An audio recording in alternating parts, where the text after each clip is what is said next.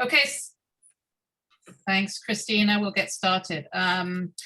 I will share my screen quickly.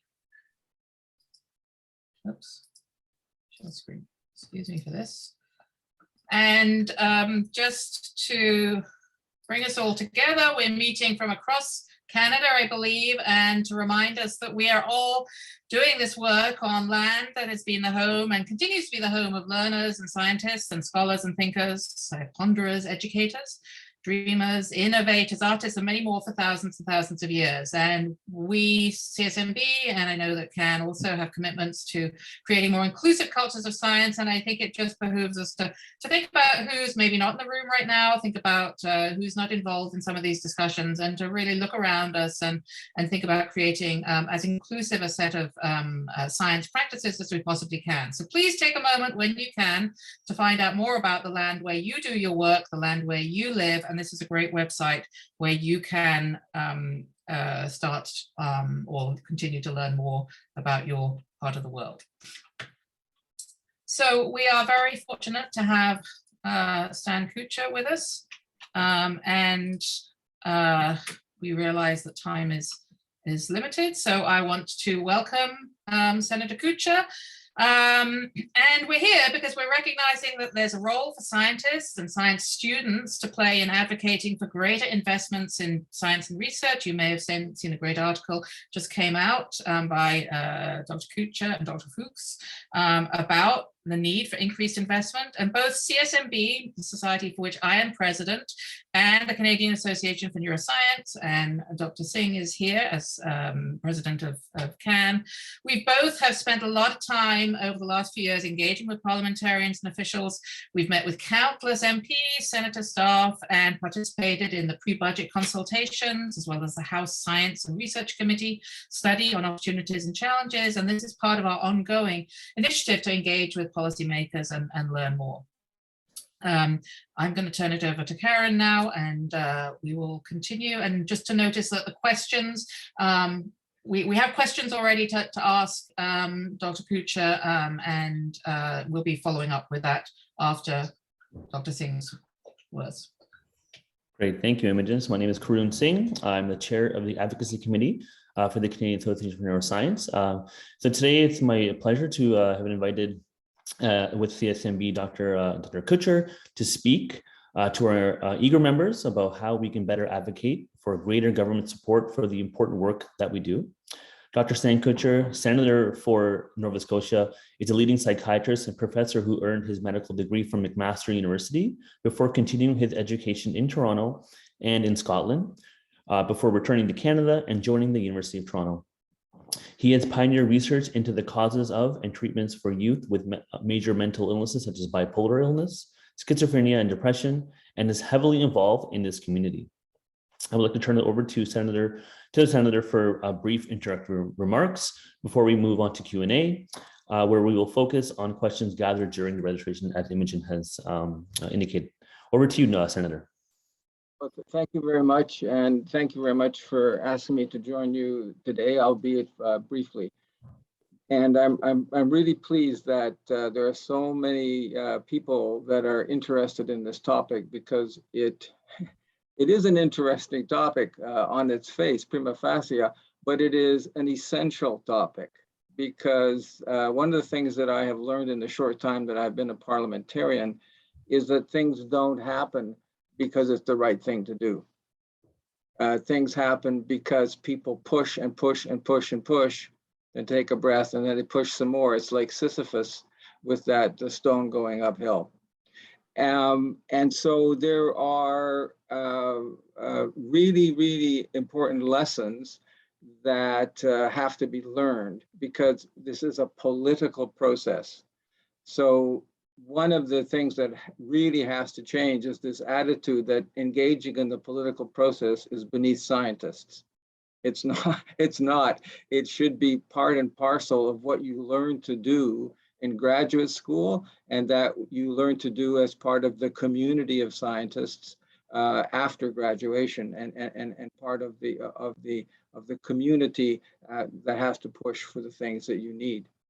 The second thing is that's really, really important is that as scientists, and I count myself in that way, I'm a clinical scientist, but we have to remember that if we show up mostly to ask for money, very soon people will forget or ignore us because nobody likes being asked for money, period.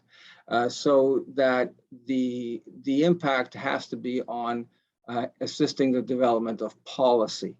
So in making sure that science is not only policy driven on its own right, and Imogen talked about the House of Commons now has a science committee, but also that science is part of all the work that happens in the legislature. The science is part of all the aspects that go on. And so that includes scientists being interested in legislation. For example, I'm now sponsoring a bill that will make amendments to the Environment Act, Canada's Environment Act on how to manage chemicals. And I have been very pleased that key members of the science community have now started to speak up and make their voice heard. So we need your expertise. It is your expertise that drives good policy, but that is for everything. So, and it's not just in the areas that we think traditionally as being sciencey areas, because science, as I look at it, is a way of understanding and thinking about the world. Okay, so that's what it is, and a lot of my colleagues think it's a bunch of facts. It's not, and so part of what the science community has to do is to help parliamentarians, whether they're at provincial, territorial, or federal levels, better understand what science does and how science works and how science actually is part of everything that we do every day, because it's a way that we think about the world. It's a way that we seek answers to questions. So engaging at the policy level, engaging with legislation, finding your champions. So there are people in both the House and in the Senate who have science backgrounds and who will work with you on various options and communicate and push with you as part of what you're doing. And so reaching out like you're doing to me, reaching out to these science champions, getting to know who they are, and then working in collaboration with them. So important, because we can't do it without your help, and you can't do it without our help. So it's that reaching out and coming together, and then having brainstorming sessions about what can and can't happen, what will and will not be useful. And then the final thing that I would say here is that these relationships that you're going to develop have to be seen as long-term investment, so that the organizations of scientists have to come together, not just one organization, then another one, and then another one, but coming together and saying, what do we as scientists across the country really need? Where do we need to put our influence? Because if one organization comes to me, I can help them advance that agenda. If 47 come to me, that's a much easier push for me to make with ministers and bureaucrats than one. So there is huge strength in numbers. That doesn't mean that you're always going to be on the same page in the songbook. That's fine, but there are common goals and common directions that cut across all science disciplines, and you need to find those and to work with us to actually advance them. So those are just a few top of the mind considerations. Much better that we open up to questions so I can try to respond to what people are actually interested in instead of me thinking about what you should be interested in. So why don't we go over to open for questions? That's a great sort of lead off to some of the questions that we've already received. And so I think many scientists, perhaps particularly young, all demographics actually, young scientists as well, but find it difficult to figure out how being a scientist might actually connect into policy making. So maybe you can speak a little bit to, you know, your background as in clinical science, as an academic. How does that inform your work as a senator? Explain how those things are linked and why scientists can be more engaged in policy making. Sure. And, you know, let me be a little bit provocative here. We need more scientists in Parliament. When you look around, we got a surf fight of lawyers. No, I don't have anything against lawyers. They're absolutely essential because it's the legislation that we're dealing with. And I have the highest regard for my colleagues in the Senate who are lawyers. They're outstanding. They've been judges, they've been, you know, chief counsels, they're constitutional lawyers. They're outstanding people. But we need more scientists, because without more scientists, the ability to have that community within the House or within the chamber or in provincial governments and in territorial governments, you need to have that. So don't think that it's a bad thing to put your name forward to be in the Senate. You know, there are outstanding scientists who I think would be fantastic senators. But I don't see them coming through because I don't think they're putting their names forward. So it's a different kind of Senate now, and one that where you have to apply to be a senator as opposed to being appointed by a political party because you gave a lot of money or did something. That doesn't mean that previous senators weren't good. We had some excellent senators who really understood science and did really good work with it. But that's one thing. You can run for politics. Again, this is something that I would really encourage people to think about, because that's where the decision-making happens. And if you're in the Houses of Parliament, if you're in the provincial legislatures and you are a scientist, you bring to those deliberating bodies, to those legislative bodies, and those funding bodies, that's where the funding comes from, that perspective. So you really, really need to think about that. Me personally, I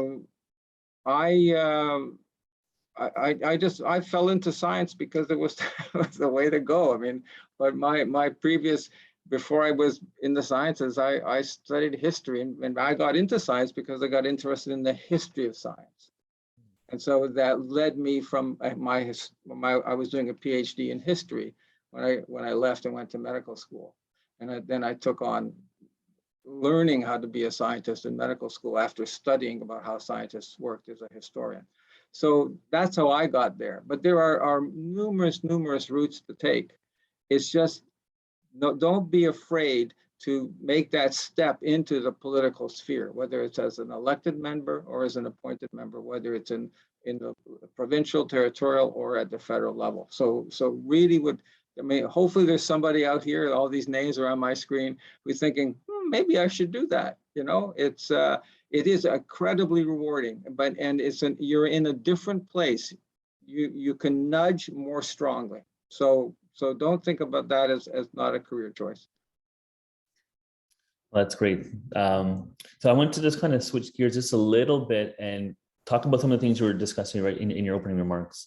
So the question here is, so what advice would you give scientists in communicating the value of investments in basic science to MPs, senators, and officials? And I think one of the things that, you know, to expand on this question is, I think, you know, you've probably seen a lot of advocacy efforts on the Hill and overall. And we're very curious as to, within this question, what things are successful and what should we be doing more of, versus are there things that we're not doing and types of engagement that as scientists we should be doing that we're just not aware of as the landscape is changing?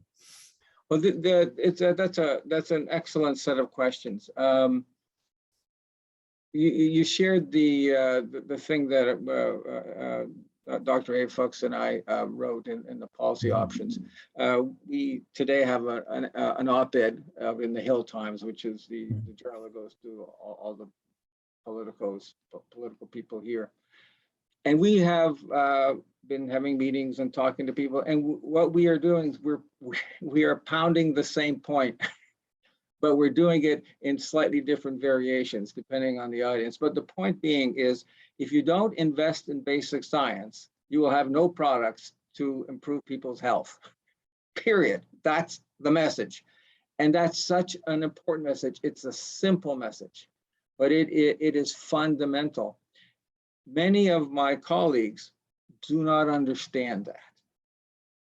They do not understand that without that investment in huge basic research, there is no entrepreneurship. There's no biomanufacturing if you don't have a product to manufacture. And they also don't understand that sometimes it takes 10, 12, 14 years and multiple blind alleys before you get to something that you can eventually take to manufacturing. So you see a lot of investment, or we'll build another plant that'll make vaccines. Well, you know what? If you haven't got the stuff made that you need to make the vaccine with, you're not going to, that plant's going to sit there idle. All right. So there are areas that are coming up that the pandemic has cast a window on that I think now basic scientists can take advantage of. That is one key message. Without substantive increase in bioscience, basic science investment, we're not going to get what we need. The second big argument that we've been making is without extensive investment in bioscience, our best and brightest young people will go elsewhere. I mean, you can't have a CIHR competition with the success rates that you have now. It's just not feasible. It's useless. I sat on the old MRC, I co-chaired behavioral science B community way back in the whole MRC days. And even then, probably 40 to 80%, depending on the competition round, of the submissions were worthy of funding. And what you don't get funded because you're 0.1 less than somebody who did get funding. I mean, it's just, it doesn't make any sense. So our investment has to be in creating a basic science enterprise where all these really, really bright young people who are way smarter than I am will actually want to stay in Canada instead of going elsewhere to do the work that they want to do, or won't be put off the work altogether. Because when I talk to young people and they're saying, well, you know, look at so-and-so have to put in 12 grants so that they can be sure of getting 2. They don't want that. They don't want to spend all their, it's a different world. Young people are much smarter than my generation. They don't live to work, they work to live. And it's a nice balance. But until when they're looking and they're saying, you know, you're spending all that time and what are you getting for it? I mean, that's a problem. So very simple messages, but those messages, the first is the youth message, policymakers get now. All right, so that's a really strong message that you have to hone and deliver in any way that you can deliver it. The second message, they don't understand that well yet. So that's a hill that you have to push harder on. And if all the organizations are talking of the same thing, but without basic science, you don't get these health-saving products, the health-promoting products. Without basic science, none of this is going to happen. You've got to keep that message over and over and over. So those are the 2 areas that I would really, really focus on right now.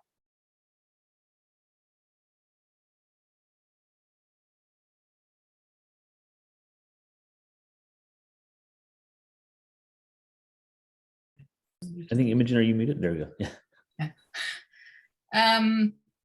Yeah, carry on, Karun. Just like, I'll ask the questions. I'm just dealing with the chat here, so. Yeah. Oh, no problem. Okay, so this is I like this question.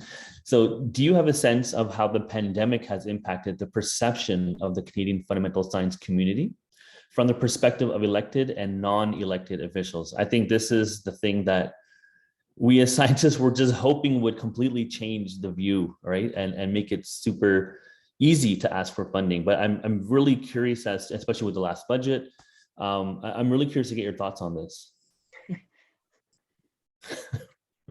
Politics isn't about hoping. It's about incredible hard slogging.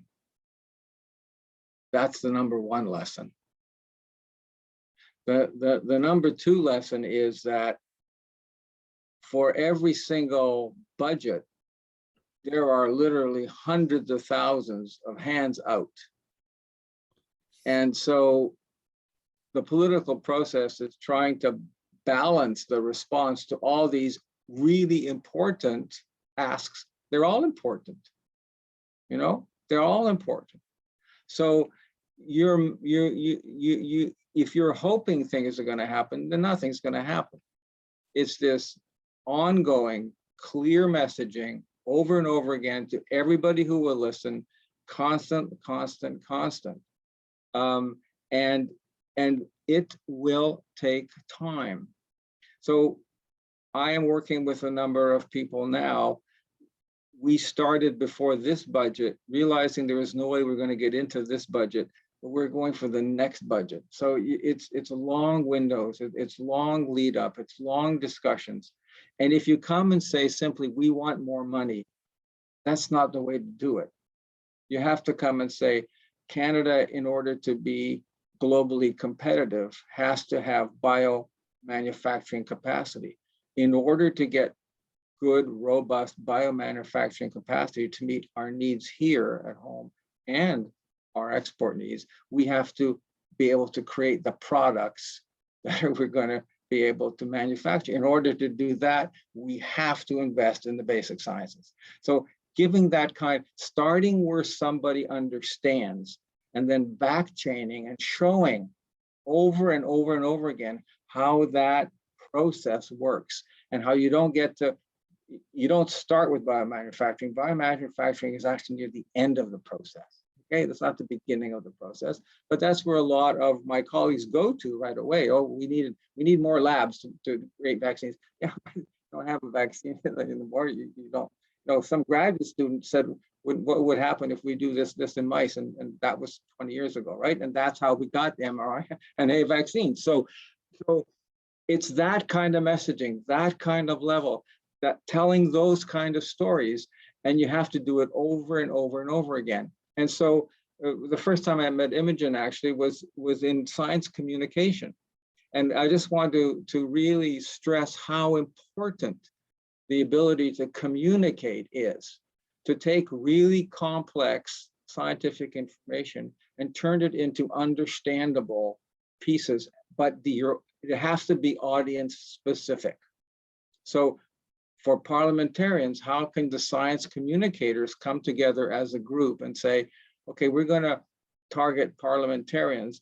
What kind of messaging resonates most with parliamentarians? How can we actually create that messaging? How can we come to the same message from different directions? And how can we just make the messaging so simple, so clear that people will get the aha, aha, aha, all right? Because it's that long-term, clear messaging, same message in different ways that you get your point across. It's so important.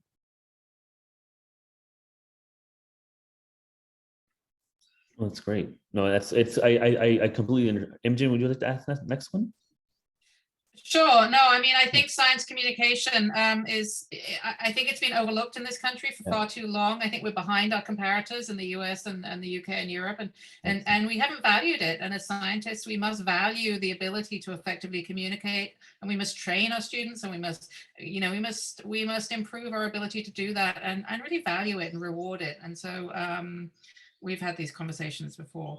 Stan, how do you deal with the fact that fundamental science, you mentioned this, it's a long game, right? And the engagement with the policymakers is a long game, and thinking about the next budget and the budget after that, which is obviously how you do these things. But people want short-term results, right? People want to see immediate returns. So how do you bring those two things together? How do you deal with that? No, excellent question. First of all, politics is a relatively short game, or it can be, but it also is a long game. And what you need to do is you need to find the players that understand or are in it for the long game. All right, so here are a couple of ways of doing it. First of all, your champions.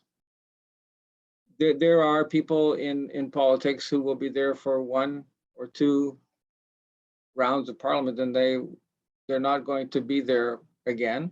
There are people who are going to be there and have been there for a long time, and they're likely to be successful, and you know who those people are, Okay, so you have to try to make some of them your champions, because even though governments will change, they may as individuals stay for multiple series of government. And you can look at, it doesn't matter what political party, you can see people who have been there 15, 20 years or longer, right? So those are the kind of people that you have to be able to engage with and keep engaging with them over time, whether their party is in political power or not in political power, or is in an opposition state, because don't forget, opposition parties also have a major impact to play. The second thing is the Senate. We're there for the long term. Senators are there for the long term. There are a number of senators who are younger than I am who might be very good champions for science, basic science. So who are those people? How can I identify them? How can we create a process that they will become part of the community and be able to promote these understanding of science through what things that they do. The third thing is the bureaucracy. You know, bureaucrats tend to be there for quite a long time. What can science do that will actually enhance the ability of the bureaucracy to be able to position and push science? So there are some key areas where the bureaucracy interfaces a lot with science. And so getting to know who the deputy ministers, getting to know who the people are in the decision-making component of those bureaucracies, and taking the time and having those discussions with them, you start to build up those personal networks, and that those will often stay even as governments change. And then I think the final thing is, and this is also very Canadian, but it's not a virtue. We don't trumpet our successes. I became aware of this many years ago when one of my colleagues in the States got all this publicity for a finding that we had already published 5 years ago. But the approach was so different. You know, and we have, Canada Science has an incredible story, but you know what many people think Canada Science is? Banting and best. But that's it. No, that's not it. So there really needs to be an engagement. Sadly, the mainstream media doesn't have many science journalists. I mean, there've been so many cutbacks, but science communicators need to step up into that void. They need to be doing stuff in Maclean's, in the Globe, in the Post, in all those, in the Walrus, all those things that can, on the CBC stories, doing their podcast. You have to be getting out there to tell the story. The story of science is amazing. It's amazing. I have this T-shirt that one of my daughter-in-laws, who's a pediatrician, bought me, and it says, "Science is like magic, except it's real." Okay, and that's the kind of stories you got to tell. These Richard Dawkins, you know, the reality of science or something. I can't remember the title of this book, where he talks about everything from how rain falls. You know, people just don't understand that, and yet you can tell those stories and get people really, really interested. And it's bringing those stories forward, telling those stories. Human beings evolved as storytellers and story listeners. So you've got to be able to tell those stories. And you really need, is sort of going back a bit to science communication, you really need to have your science communicators on a roll, not just debunking like Science Up First is doing, but pre-bunking and telling these incredible stories of Canadian science and what has happened because of the work that Canadian scientists have done. You've got great stories.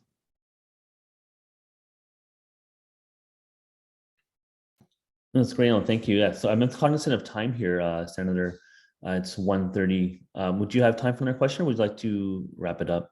Okay, I'll do one more and then I got to go. All right, no problem. So, Imogen, do you have a last? Would you like to say the last question then, maybe? Okay, so let's have a look. So you know, what does the science community need to do to show the value more clearly? And maybe you've already spoken to this. It's tell the stories, which is the first form of knowledge translation. I always say, tell the stories. Well, are there other things, you know, if there were 3 takeaways that you wanted to everybody here to take away with them, what would your directives be? Well, I've already talked about more than 3. The big one is this is hard work, and it requires strategy, tactics, and being in there for the long game. I mean, that's the way it is. The second thing is that there is no science community. There are multiple intersecting science communities. And one of the things that is so rich in the science community is how diverse that community is. It's an incredible diverse community. Any way you slice it, by religion, by race, by culture, it doesn't matter how you slice it. It is one of the most diverse communities that exist in Canada. Take advantage of that diversity. You know, reach out into the cultures, reach out into the religions, reach out into the communities, the incredible diverse communities. Become superstars in your communities, and those communities will come around you. You know, if you look where Canada is moving, with fits and starts and a lot of people pushing back on it, we are moving to diversity and inclusion. So the science community is already one of the most diverse and most inclusive. They're not where they need to be, way, but they're moving it very well in that direction. Engage all those micro communities into the larger community. So really do the reach out and get, you know, in the mosque, in the synagogue, wherever you go, make those things happen. No, that's fantastic last remarks, sir, Senator. I think this is really really eye-opening today, because I think you've kind of hammered home something that we really do take for granted, which is the science communication, and especially embedding that in our younger trainees to be able to carry that forward. So I really appreciate your comments today, and I think it is a lot of hard work, and it is something that we have to continuously do, and not just when we need the money. I think that's one thing that scientists really need to understand completely, because we more often than not go and talk when we need money, but not when we don't need money. So I want to thank you from the Canadian Association of Neuroscience.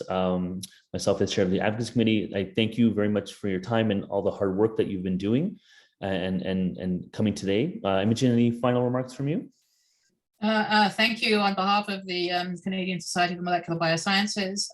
Karen, I promoted you to the president. I'm sorry, you're chair of the Advocacy Committee, but you should be the president.